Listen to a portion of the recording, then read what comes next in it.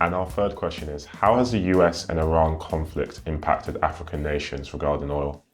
So obviously we know it's one of the biggest topics in the world right now, the conflict and the war that's still going on between US and Iran. It's impacted the Middle East, but it's definitely impacted Africa as a whole, whether it's regarding oil, whether it's regarding shipping.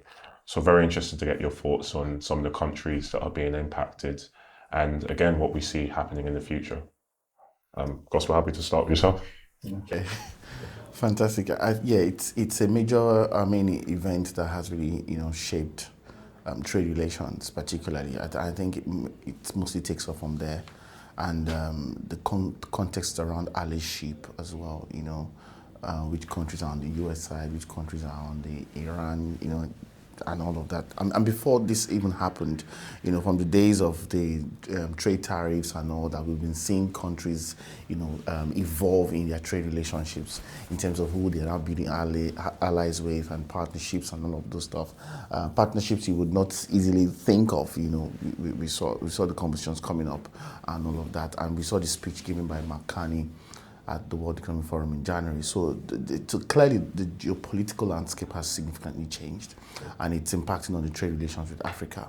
And unfortunately, I think Africa hasn't done well with engaging the rest of the world in terms of its own interest when it comes to trade as well.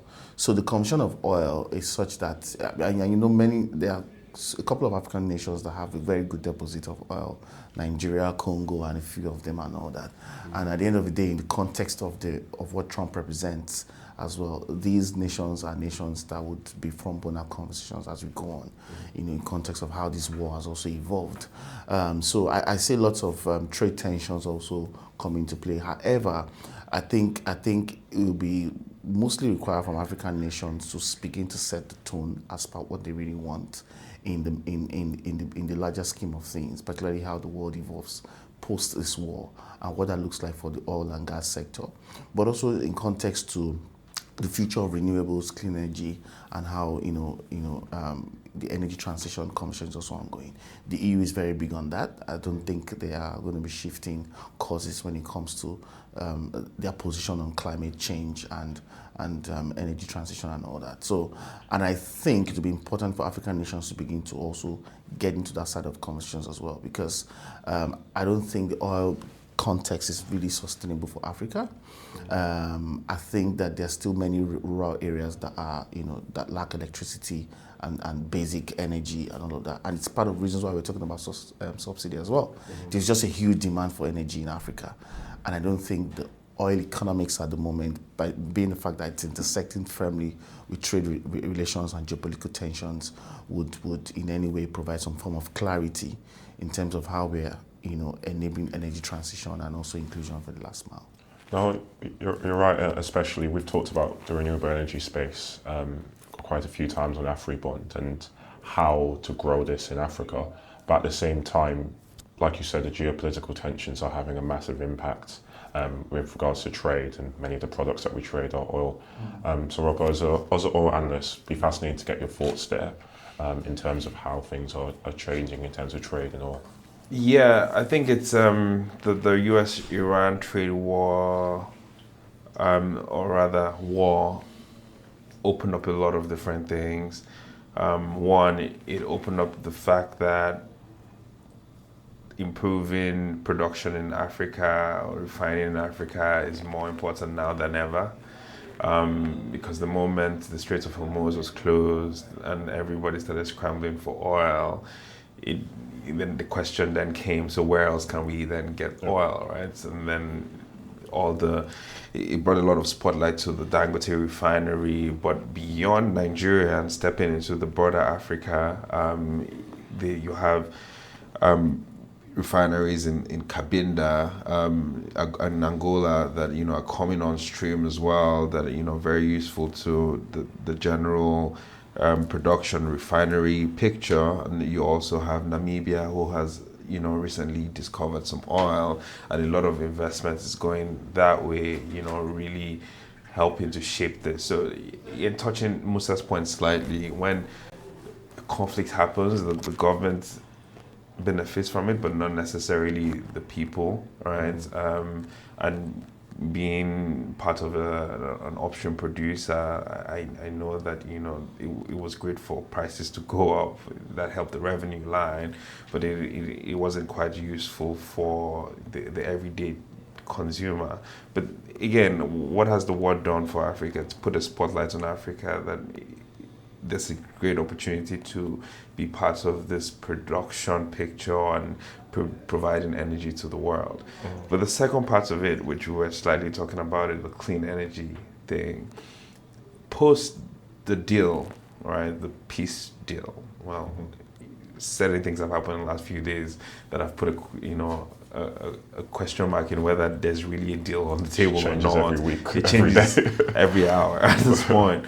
But one of the things that didn't support prices to still stay up is the fact that the demand from China didn't quite go back to the pre-war levels. And it's first of all storage. China has always tried to be an independent state, and of course they prepare for things way ahead of the world does prepare for things. But I think they're farther advanced in this clean energy journey, right?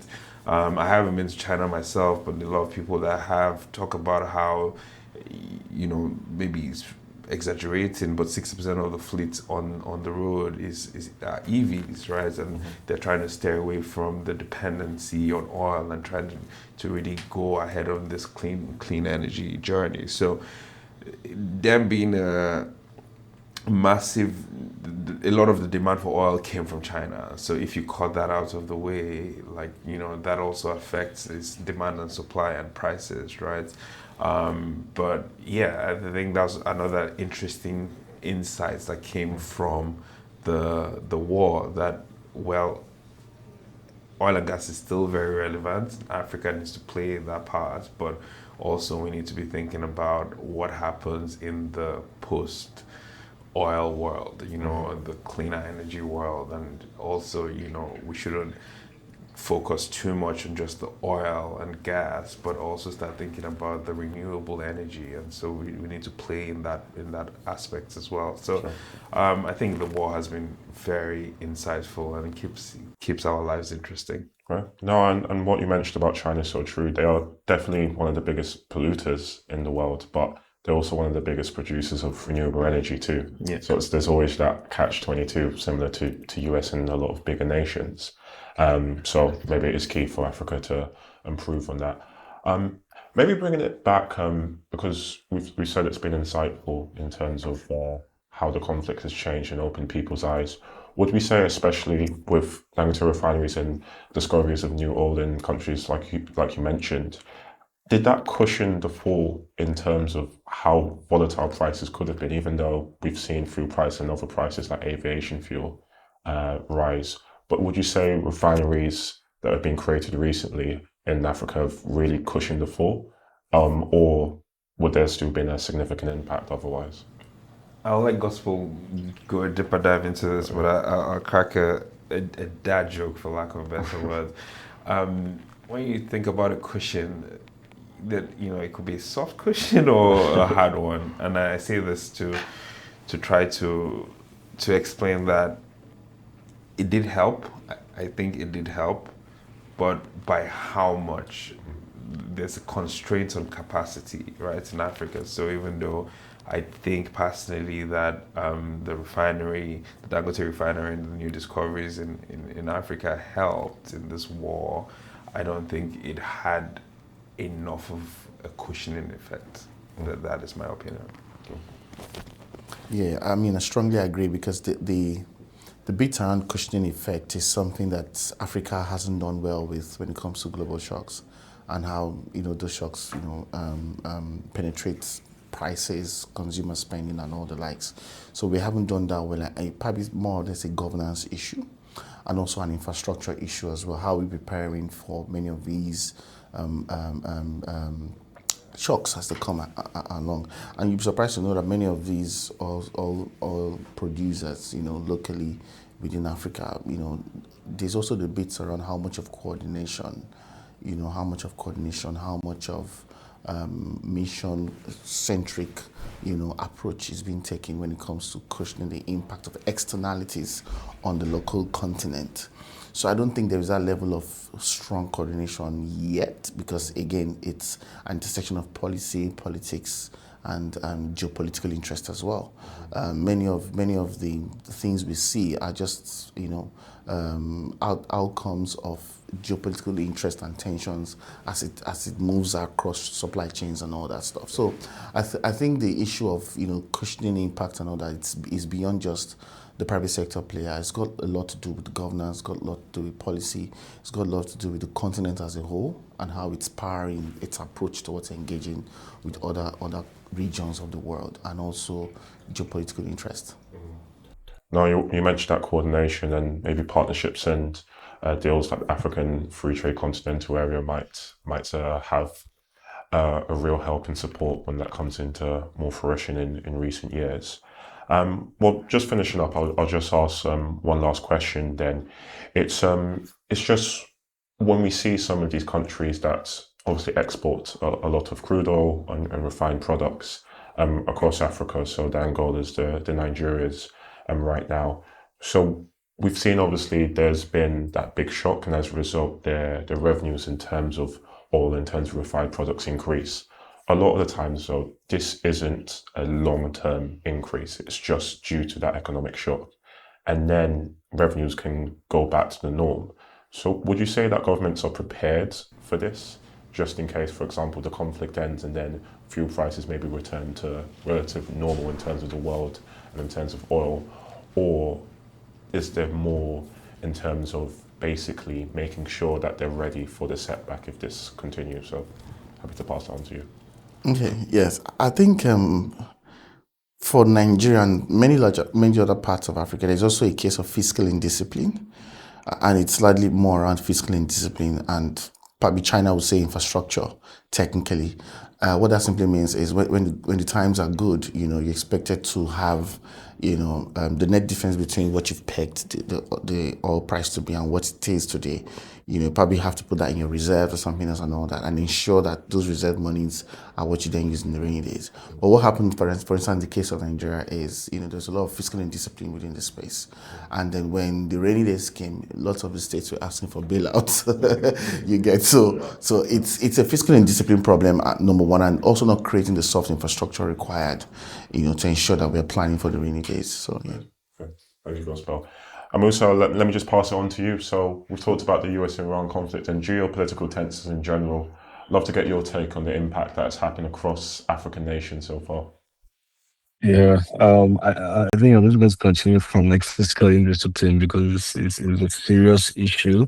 I don't know if you guys saw, but I think each year there's like a 2 billion. So all the other refineries, like in Nigeria in this case, there's like a $2 billion that's used to like maintain these refineries. And of course, when you ask yourself, like, what are you maintaining in a refinery that's not functional, right? So there's a lot of that fiscal indiscipline that I think is problematic. But then like sometimes I just sit down and I ask myself, right? Well, if we consider first of all the makeup of the economy, and how being a private business versus being a government has very different incentives. What I mean is, as government, right? These are elected officials, right? And they don't have the same incentives than the Dangote will have. And I think it sounds a bit qualitative, not necessarily something you can quantify. But I think like that is so important, especially when we look at it from the wider African conversation, right? Last month we had an event in Barcelona, and there was a South African that came to me, and we're just talking about just the economy of the two countries, and he was like, he just wishes that South Africa had a Dangote. And what he was trying to say with that is that he just feels that there's somebody so rich or that has so much resources, but that also has the willingness to put matters of national interest or infrastructure interest, right, ahead of just like profits. And I think for Africa generally, what the war has shown us is that, first of all, energy security oil sovereignty are very, very important. Even though, as was mentioned, the cushion that the Dangote refinery right now did not necessarily solve all our problems. But I think what it did was to show other African countries. Like I can remember reading like a piece of the Kenyan president talking about how, making reference to Dangote's refinery. Also, when Dangote, now he's trying to build a refinery in Eastern Africa, I think it's in Kenya, not Tanzania. But it's just showing everyone that if you have a Dangote or a representative or something that is like a Dangote, some of your problems will be solved. But I think enabling that is something that government has to do with the private space. I don't think government has the capacity or the willingness to do it because they just don't have the incentives that a private person will have. Liking this video so far, please take a moment to give us a like, hype, and subscribe. And don't forget to turn on your notifications so you never miss an update from us. For more deep dives and one-on-one interviews, you can listen to our podcast, Afribond Sessions, either here on YouTube or on Spotify. On the Afribond Sessions, we speak with leaders and key stakeholders across Africa and the African diaspora to explore the business, the ideas, and trends shaping the continent. You can also visit our website to learn more about the work we do at Afribond and our upcoming events.